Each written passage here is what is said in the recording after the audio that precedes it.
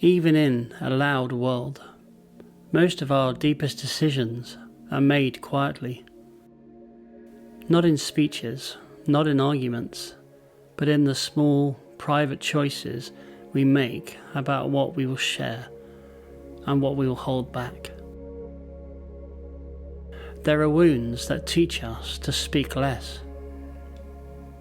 There are losses that teach us to keep certain things inside, not because we do not feel them, but because we feel them too much. Silence, in those moments, is not emptiness, it is shelter. Welcome back to the Grey Havens Hour, a place for listening rather than haste, for reflection rather than argument, where we return to Tolkien's world, not to master it, but to sit with it for a while and hear what it still has to say. Tonight, we continue our longer listening, a journey through the voices that carry Middle-earth when power fails. And after the elves, whose grief is often sung into the air like a fading light, we turn to a people who speak differently. For the Dwarves have a secret language of their own, which they do not willingly teach to any. It's a simple sentence, almost clinical in its wording, and yet it carries a world of meaning. Because Tolkien is not simply telling us that dwarves are private.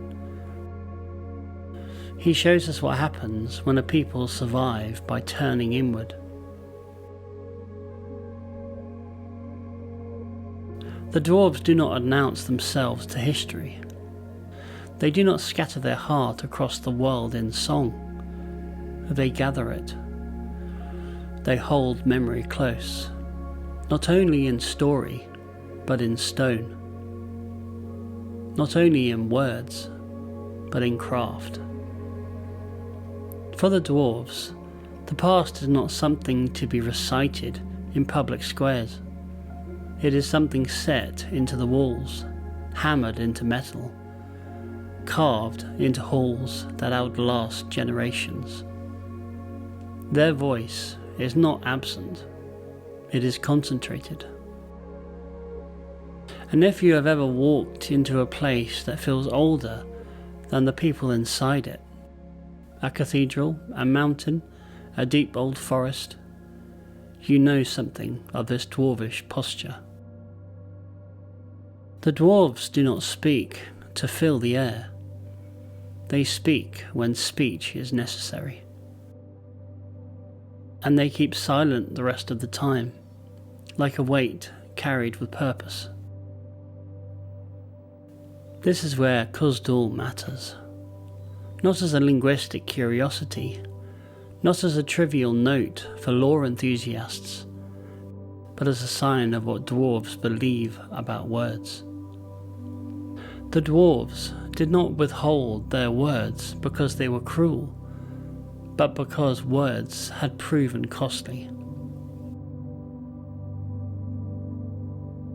Khuzdul, their true tongue, was taught to them by Aule himself, and it was kept close, spoken among kin, guarded from the world. Even their names were divided, one offered outwardly, another held inward. What was spoken could be taken, what was kept endured. And yet, there was a time when that silence was not fully settled. The Doors of Moria were made in friendship, not fear. A door that did not answer to command, strength, or authority. It opened to a single word: friend. Not a password of mastery, but an approach of trust. By the time Gandalf stands before it, the door remains. But the people who made it are gone, and the world that trusted so easily had passed. The door remembers what dwarves once believed, that silence could choose openness, even as their voices, shaped by loss, have learned to close again. That door is more than a doorway. It is a memory. A memory of a time when Dwarvish silence did not mean isolation, when keeping one's word close did not mean keeping one's heart closed. And that is part of the tragedy Tolkien gives us.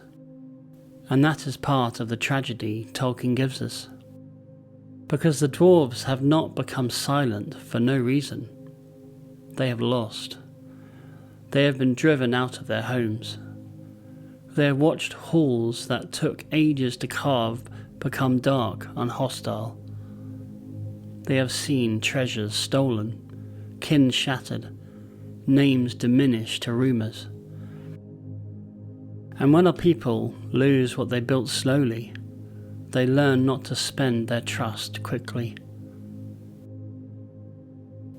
So their grief goes underground. And if elvish sorrow moves like music, flowing outward, turning memory into lament, dwarvish sorrow settles like stone. It does not disappear, it compacts. Dwarves do not sing, yes, Tolkien gives them songs of deep places, of hammers and mountains, of gold and exile. But even their singing has weight to it. It does not soar, it tolls.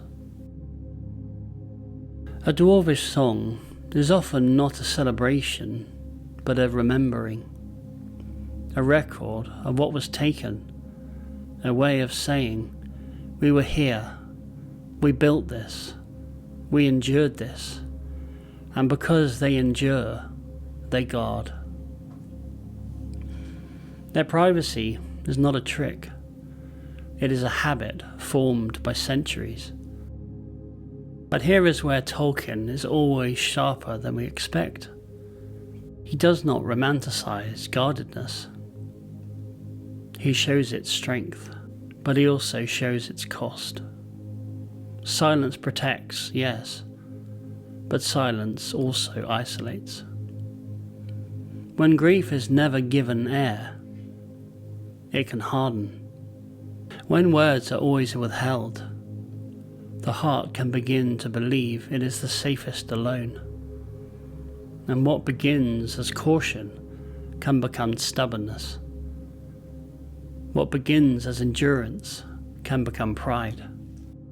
And this is why the dwarves, at times, seem difficult to move, difficult to change, difficult to persuade. It's not because they are simple. It is because they are heavy with what they carry. We'll return to that, but first, notice what the dwarves choose instead of explanation. They make, they build, they craft. If the elves respond to fading beauty by singing it into remembrance, the dwarves respond by shaping beauty into something that can be touched. A hall, a gate, a blade, a cup, a single carved line that remains when the tongue falls silent. In Dwarvish life, making is a form of speech. Stone is not only shelter, it is testimony. Metal is not only wealth, it is memory hammered into form. And this is why their realms matter so deeply. Khazad-dûm is not just a location. Erebor is not just a mountain. They are the dwarves' sentence spoken in stone. They are what a people say when it does not speak easily. But the same devotion that makes their craft so enduring can also become a trap. For if your identity is in what you have made, then to lose it is not merely to suffer loss, it is to suffer diminishment. And if your words are guarded, then when bitterness comes, it has few paths out. This is why Thorin matters here. Not because this episode must become a character study, but because Thorin shows us what happens when Dwarvish silence becomes too closed. He's not a villain, he's a wounded king. He carries exile like a stone in his chest. He carries the weight of a people's humiliation and longing, and when the treasure is finally reclaimed, something in him tightens rather than loosens. Gold becomes not merely wealth, but proof. Proof that loss was not final. Proof that the world cannot take everything. And so his silence deepens. He becomes harder to reach. His words become sharper when they come at all. Until at last, when the end nears, the silence breaks into a rage and into clarity. And we see what Tolkien so often reveals, that redemption, when it comes, is rarely dramatic. It is simple. A return to truth. That is one of the greatest mercies Tolkien gives the dwarves. That their silence is not their doom, it is their burden. And burdens can be set down. So what is the voice of the dwarves? It is not the loudness of a people, it is the weight of a people. A voice that speaks through stone and craft, through names kept close, through words that are not thrown into the air as if they were cheap. There's something to admire in that, but there is also something to learn from its cost, because not all memory can be carried inward forever. Not all grief can be kept under the mountain.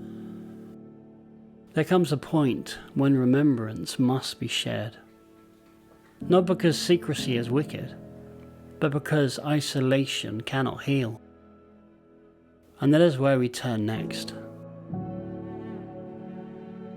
Because after silence, Tolkien gives us something different. A people who remember out loud. A people whose history lives on their tongue. A people whose courage is not carved into stone, but sung into the wind. If this reflection stayed with you, there are other voices still wanting to be heard. Some grief is guarded. Others must be remembered aloud. In the next episode, we listen to the Rohirrim, voices that remember in song. If these quiet journeys have given you something to carry, please subscribe, like, and share. It helps them reach others who are still listening. Until next time, may your memory be faithful, may your voice be gentle, and may you know when to speak and when to keep silence well.